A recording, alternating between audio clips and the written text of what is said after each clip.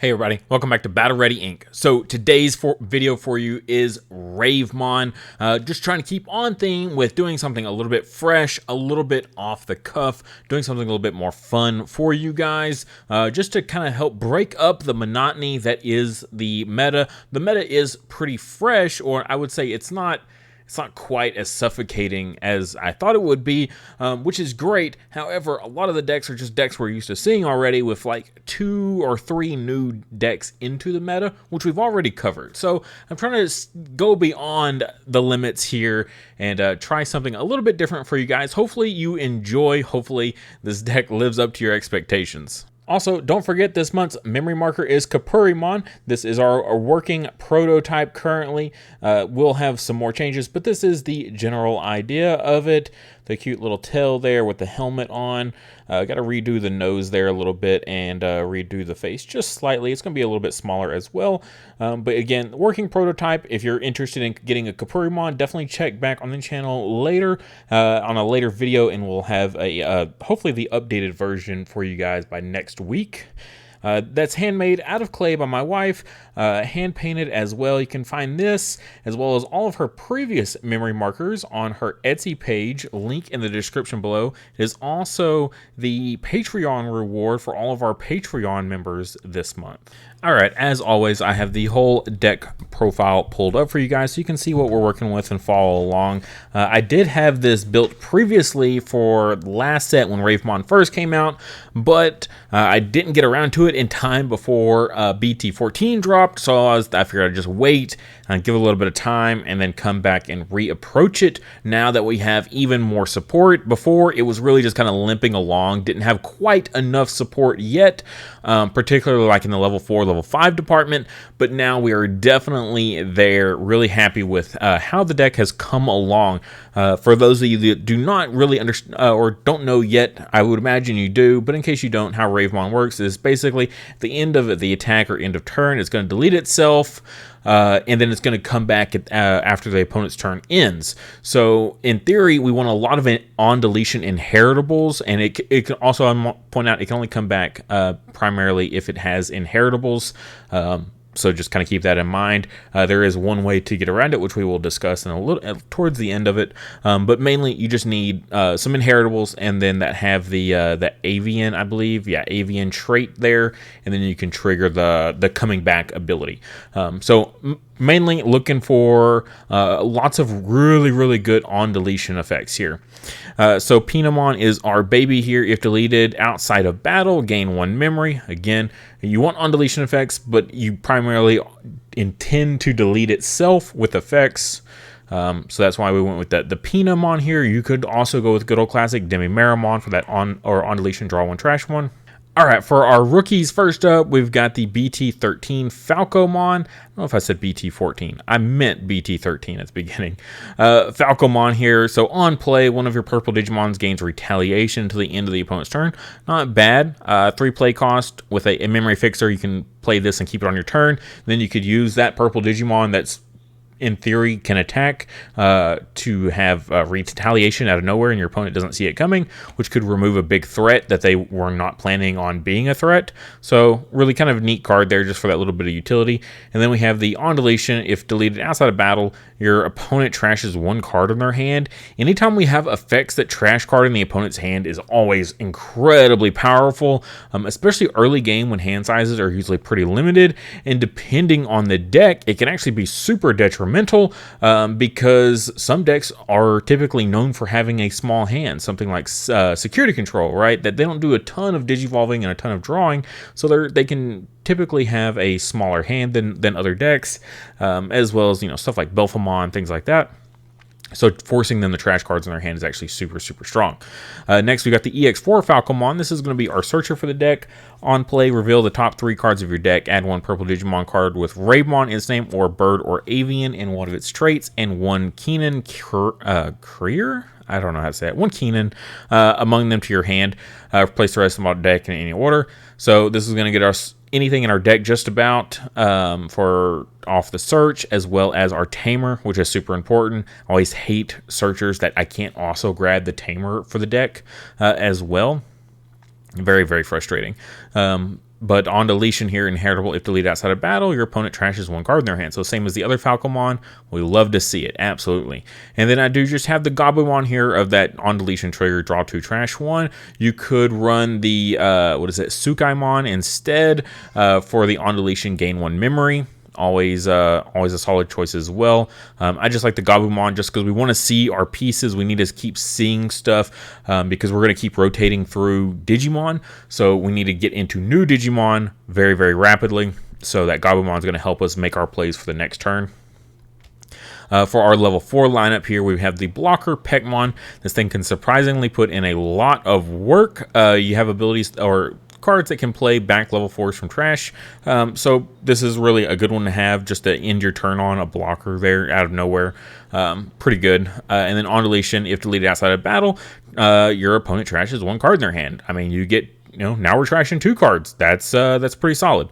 And then we have our the old Pekmon here of when Digivolving. If you don't have a Keenan in play, you can play 1 Keenan from your hand without paying a cost. This has been a big effect here in level 4s here recently. Not too bad. Sometimes this can be a bait, but not always. If you say you hard play that Falcomon to get the search off, this is a good follow-up for that. Maybe to pass turn on going first, Evo and raising area. Hard play a Falcomon, Evo it, assuming, I guess you're going second, right? But this is your first turn. And then Evo this to pass turn, play out a Keenan for free. You're setting yourself up for a really good follow-up turn, come back around. On deletion, if deleted outside of battle, your opponent trashes 1 card in their hand. So same with our other Pekmon, same with both of our Falcomons. Really great effect there. For our level 5s here, I do not know how oh no, this is level 4. Okay, sorry. I was thinking Neo Devimon is what I was looking at in that picture. Not Neo Devimon, but this is Devigramon. On deletion, gain 1 memory. So like I was talking about with that Sukaimon, this is a good follow-up, just rounding out on deletion inheritable Digimon to choose from. There are plenty of stuff you can slot in this all over the place, whatever your heart's desire. I just was keeping on theme and on brand with the Digimon on deletion. Next up we have level 5s now. We got the new BT13 one, typical 3 Evo cost here stuff. When attacking, if you have a Tamer in play, this Digimon may Digivolve into Ravemon in your trash for the Digivolution cost. Super good. Of course not your first Cromon that you want to go with right off the bat, but still a easy turn 3 level 5 to go with here. So big fan of this one here, just because you can do some great stuff. Like I said, our Ravemon's trigger at end of turn and end of attack. So for this to have a when attacking go into it, and then those will trigger after the fact. Some strong stuff. And then on deletion inheritable, if deleted outside of battle, you may play 1 level 4 or lower purple Digimon card from your trash without paying the cost. As I was talking about with that Pekmon there, getting going back and getting that blocker out of nowhere. But you still get your on play effects, so it does say level 4 or lower, so you could grab back your Falcomon for that on play search if you wanted. Then we have our Cromon from EX4, which is another when attacking. If you have a purple Tamer in play, this Digimon may Digivolve into Ravemon in your hand, from your hand, I should say, for this one, for the Digivolution cost. So this is more ideal for that the beginning of the game one.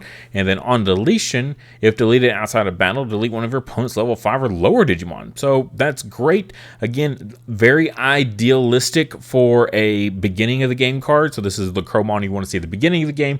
The other one's the one you want to see to mid game. Once your trash is established, things like that. So not only can you trigger the when attacking ability, but also you can trigger the on deletion with a little bit better of a selection than just whatever was in the stack there. But yeah, the old Cromon is very, very good for that beginning. Level 5 or lower. I mean, that's a lot of stuff. Your opponent often will leave level 5 sitting on field thinking that they're pretty protected and that the opponent probably doesn't want to spend a big option to remove a level 5.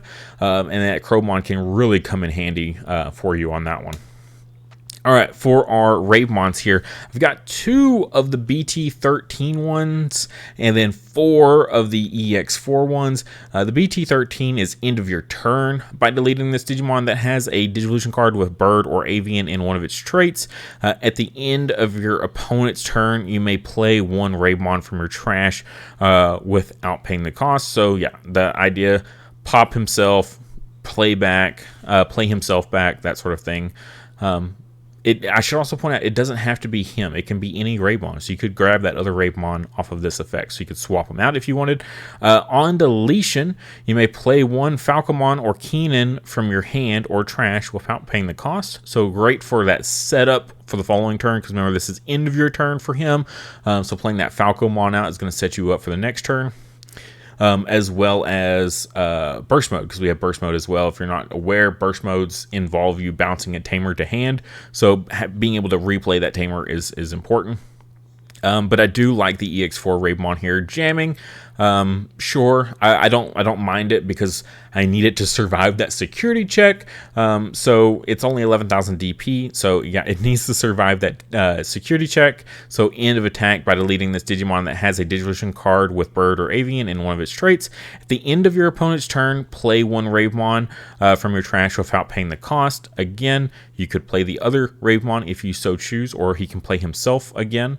On deletion, if your opponent has 8 or more cards in their hand, they trash 1 card in their hand. Then if your opponent has 7 or fewer cards in their hand, they add the top card of their security stack to their hand. That's why I went with this Ravemon as our 4 of, just because, again, with all those the first couple of effects there, that's trash 2, and then he's going to be trash 3, so we're trashing 3 cards in hand. This could be, I should say that, this could be a third trash if needed, which is great, because if it's not needed, cool, we're already in that position we need to be in. But if your opponent's at 8, you're going to want this third trash there, and then 7 or less, then they can add the top card of their security to hand. So that's great. I mean, anytime you have something like that, we're only doing 1 check at a time here. So something like this, that's going to allow us to basically get 2 checks, one check without even actually checking it. So that's fabulous. Love to see it. Next, we've got our Ravemon Burst Mode. For those that are not aware how Burst Modes work, you can Digivolve them for 0. You don't have to. You could just Digivolve this guy for 5 on top of, your Ravemons, whatever level 6 purple you have. For 5 Evo cost, it is a lot. Or you can Digivolve for 0 on top of a Ravemon by returning 1 Keenan to hand. And we have a 3-play cost as well as a 4, so that 3-play cost might be a little bit more beneficial there. 3, basically making him, a little bit cheaper there, 3 costs instead of a 5 if you still do the burst mode after that. When Digivolving, search your opponent's hand and trash 1 card among it. Getting hand knowledge from your opponent is huge, especially by the time you're going into a level 7. It could very much be your opponent is at, decent mid-game state here by the time we're doing this combo. So getting that full hand knowledge is very, very powerful. Then if you have 7 or fewer, if they have 7 or fewer cards in their hand, they add the top card of their security stack to the hand. That's incredible. So we get to trash something, and then we get to trash another security. And then when attacking, by returning 1 Digimon card from your opponent's trash to the bottom of their deck, delete all of your opponent's Digimon with the same name as that card. In this era of Digimon, Tribal is just how the game's played, because you want consistency. So you play a Greymon deck, you're going to have 12 Agumons, you're going to have 11 Greymons, and you're going to have 8 Metal Greymons, right? And then so on and so forth. Super common. That's just how the game's played. So you can always pretty much have a great target. So where I like to use burst mode is after that initial on deletion Ravemon. So they come back, now they're just a body on field that can just die, because you can't trigger their self deletion effects anymore because they have no sources. Once they play themselves from trash, they have no sources. They can't use their intentional deletion effects. So I just went with 2 burst modes here. I don't think they're super pivotal for the strategy, but I think they're very powerful in their own right. So then going on top of these guys after the fact is very, very cool. I do like the on deletion of the new Ravemon. You may play 1 Falcomon or Keenan from your hand or trash without paying the cost. So that's really nice because you can, like, when you do that initial trigger, if you didn't have a Keenan already, if you skipped the stages, you didn't play one for free off the Peckmon or whatever, you're going to be guaranteed to have this Keenan for the follow-up turn. This, you're going to bring that Ravemon back. It's got no sources, and then he's going to set you up for that burst mode. Now, again, I don't think burst mode's the end-all, be-all of the deck. I do really like the EX4 as the main strategy for the deck. I don't need to do 2 extra steps. I don't need to have a tamer and have the burst mode in hand. That's 2 cards I need to have like in play or in rotation, however you want to view it, to get that combo off. I can just end my combo at Ravemon here. So that is kind of the ideal of the deck there. For next little bit here is more of just kind of added on cards. Of course, we got the Calling from Darkness in purple, always a great one. Delete one of your Digimon, then return up to 2 purple Digimon cards from your trash to your hand. Great for triggering our own effects if we want. If we don't want to wait till the end of a turn to pop our BT13 Ravemon, we can play this to pop it now. Go ahead and trigger those effects while we still have memory and set up for other plays. Grab 2 Digimon back. Just recycle is always super strong. Burst modes are level 7s over here, that sort of thing. Calling, always a nice card to have. The EX4 option for Ravemon I thought was really interesting. 4 play cost. By deleting one of your Digimon, delete one of your opponent's Digimon whose level is less than or equal. So level 6, basically. You're going to pop your level 6 with this. Pop one of your opponent's level 6 or lower for a 4 play cost. Feels pretty good. If one of your Digimon with Ravemon in its name was deleted by this effect, add at the end of your opponent's turn, play 1 Ravemon from your trash without paying the cost. If you don't have burst mode combo, you play your Ravemon back out. He deleted himself last turn. What do you do now? Well, now we can just use this option to pop our Ravemon, pop an opponent's Digimon, and bring our Ravemon back. He doesn't need to have sources for him to come back off of this card. So I wanted to go ahead and throw 2 of these in there just because it's a nice little removal for the deck. So I think that's really nice, and it synergizes super well with the deck. So really happy with how well it synergizes with the deck. For our tamers here, we have the BT13 one. This one's only 3 play cost. On play, your opponent may trash 1 tamer or option card in their hand. If they don't, gain 1 memory, draw 1. So it makes this guy a 2 play cost basically if they don't trash something, a tamer or option. So that can be pretty limiting. Depending on when you play this, and your opponent might not want to give those tamers up, especially if you play this like turn 1, you hard play this, and your opponent only has 1 tamer. They might not want to give that tamer up. They might value it a little bit more than that. So then you're going to get a draw, and this basically becomes 2 memory. Opponent's turn, when an effect plays a Digimon, by suspending this tamer, gain 1 memory. That's really good because remember our effects here. Which part is it? Play, so end of attack, at the end of your opponent's turn, play 1. Yeah, so the Ravemon technically comes back at the end of the opponent's turn, still in the opponent's turn. So during the opponent's turn, even though it's the end, it still counts as their turn. You can suspend this to gain 1 memory. So that's, a little bit of extra added boon there, especially because some decks have abilities to, gain memory back. It's like, it's the end turn. Well, I'm actually going to gain a memory back that's going to bring it back to my turn. Well, Keenan's going to be like, yeah, no, your turn's done. I'm guaranteeing your turn's done here.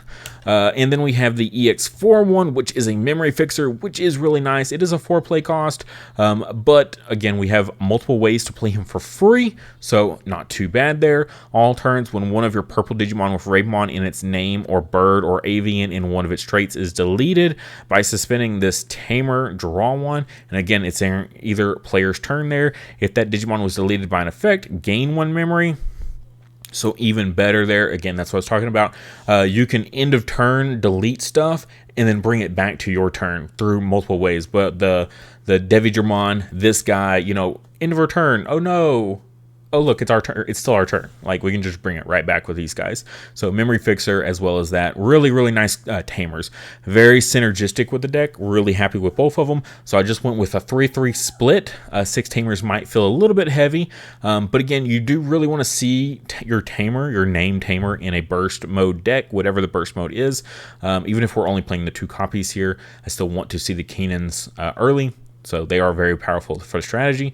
And then we had, after all of that, which I felt really great about that, I had a big debate in the old build about what level 7s to go with. Like, once your Ravemon comes back, he's just a dud sitting there on the field, not doing anything. We didn't have, burst mode or anything like that at the time. So it was big debates about what level 7s to go to. Now we got the burst mode, so that pretty much settles it. So this 48 cards feels super solid. I didn't really feel super debated about it, other than like the Digimon and the the Gabumon. Everything else is like, yeah, this is just what you run. Like, of course, it's pretty straightforward. That's what came out. That's what you run. So the last 2 slots was more of just I would say it's a meta call. Death X is still very powerful in big tamer based decks. Cross, Blue Flare, all that stuff. Blue Flare is doing really well right now. Just always a strong card. Setcon, Death X is, they love running it, and we love running it against them. So one of that, you know me, I'm not normally a fan of one-ofs. Normally I would say, yeah, just pick one of these and run 2 of it. I would say you could get away with running 1 of each of these. If it ends up in security, you can always use calling to grab it back. And they are very match dependent.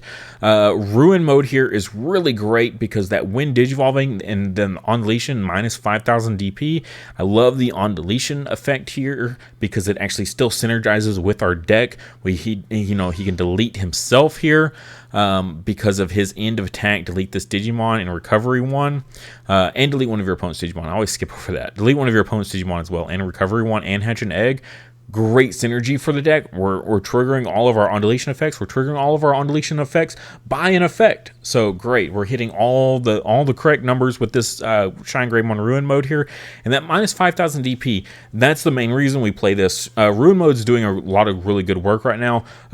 Matches such as Shine Greymon, you throw down a Ruin mode and you put that blanket minus 5k, your opponent can't turn their Marcuses into Digimon because they would immediately get deleted by that minus 5k. They haven't used their abilities yet that would buff them necessarily.